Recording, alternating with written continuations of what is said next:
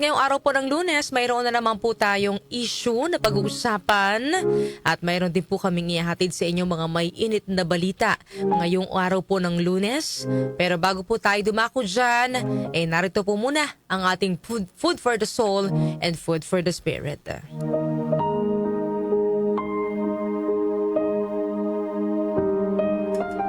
May isang lalaki na buong buhay niya ay lagi siyang subsob sa trabaho.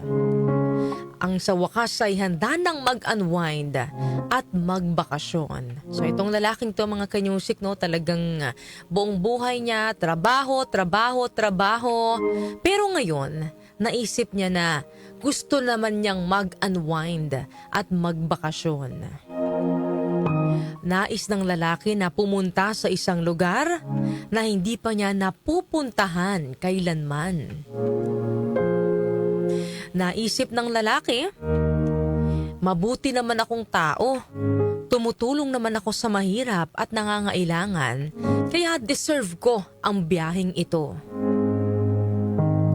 Kinaumagahan, agad nagpunta ang lalaki sa airport at pumila upang makasakay ng eroplano.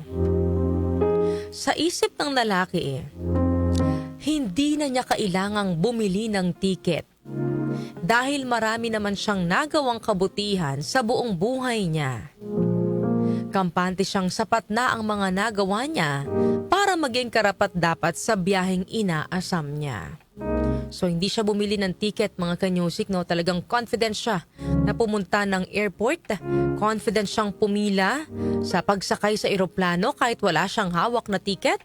Dahil sa isip niya mabait akong tao, matulungin ako sa kapwa ko. Sapat na yon para makalibre ako sa biyaheng ito. So habang mapalapit po ng papalapit ang pila sa boarding area, lalong nasasabik yung lalaki na simulan na ang kanyang paglalakbay. Maya-maya lang, ang lalaki na ang nasa unahan ng pila. Laking gulat niya nang hanapan siya ng tiket ng staff ng airport. Wala siyang maipakitang tiket at sinabi niyang hindi na niya kailangan niyon dahil naniniwala siyang dahil sa kanyang mga nagawang kabutihan ay makakasakay siya ng libre sa eroplano. Ngunit iginiit po ng ticket collector na kailangan niya ng ticket upang makasakay ng eroplano. Nagsalita naman ng lalaki, kahit kailan na hindi ako nagnakaw o nandaya sa buong buhay ko, kaya dapat pasakayin mo ako. Ngunit nanindigan naman po ang taga-kolekta at sinabing hindi po kayo maaaring sumakay sa eroplano kung wala kayong tiket.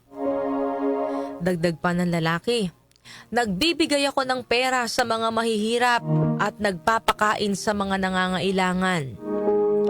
Ngunit hindi pa rin po ito sapat upang baguhin ang pasya ng ticket collector.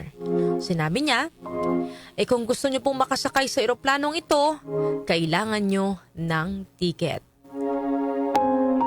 Dismayado namang umalis ng pila ang lalaki at napaisip, akala ko, kapag mabuti kang tao, hindi nananakit ng kapwa at tumutulong sa iba. Siguradong makakakuha ka ng libreng sakay, pero mukhang nagkamali ako. Ano po ang aral na mapupulot po natin sa kwento natin ngayong umaga na ito? The way na mag-isip yung lalaki mga kanyusik, no, ay parang ganyan din po tayo mag-isip kung ang pag-uusapan ay kung paano po tayo makakapasok sa langit. Akala po natin kapag mabait tayo, tumutulong po tayo sa ating kapwa, hindi nananakit ng ating kapwa, ay sapat na para makakuha tayo ng free ride patungong langit.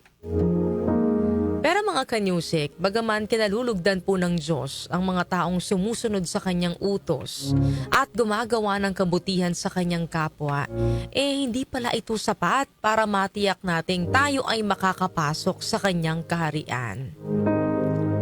Pero may isang paraan o tulay mga kanyusik no, na kapag buong puso nating tinanggap ay magiging daan para tayo ay makapasok sa kaharian ng Diyos. Ito po ay walang iba kundi si Jesus. Diba sabi nga po mga kanyusik ni Jesus sa John chapter 14 verse 6, I am the way, the truth, and the life. No man comes to the Father but by me. So ibig sabihin po nito mga kanyusik no, si Jesus lang ang tanging daan papunta sa Diyos Ama at sa buhay na walang hanggan. Hindi sapat yung pagiging mabuting tao lamang para mailigtas, kundi mahalaga din po mga kanyusik no, na mayroon tayong pananampalataya at pagtanggap kay Jesus. Si Jesus na nagbuwis ng kanyang buhay para tayo po ay matubos mula sa kasalanan. Si Jesus na nagligtas sa sanlibutan.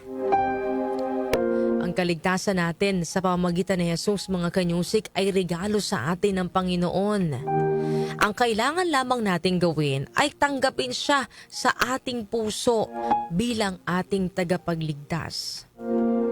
Wala po ni isa sa atin na makapagbibigay ng tiket patungo sa kalangitan kundi si Jesus lamang. Si Jesus ang tanging may hawak ng tiket patungong kaharian.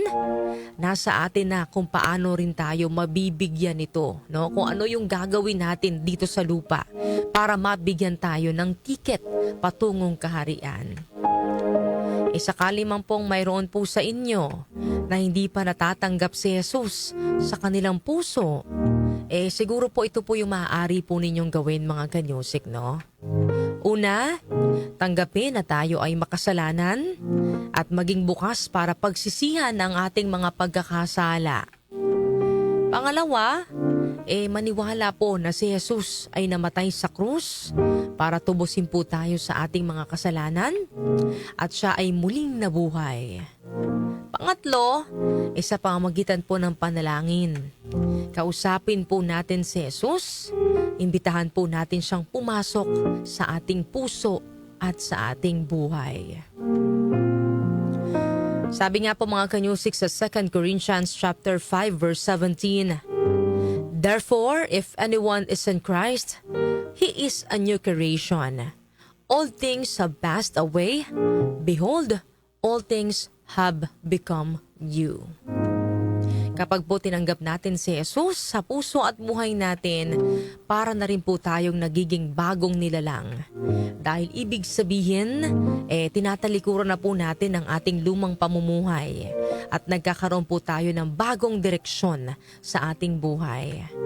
Ang dating buhay na malayo sa Diyos ay unti-unting napapalitan ng buhay na may pananampalataya, pagsisisi at pagsunod sa Kanya. Yan po ang ating Food for the Soul and Food for the Spirit ngayong araw po ng Lunes.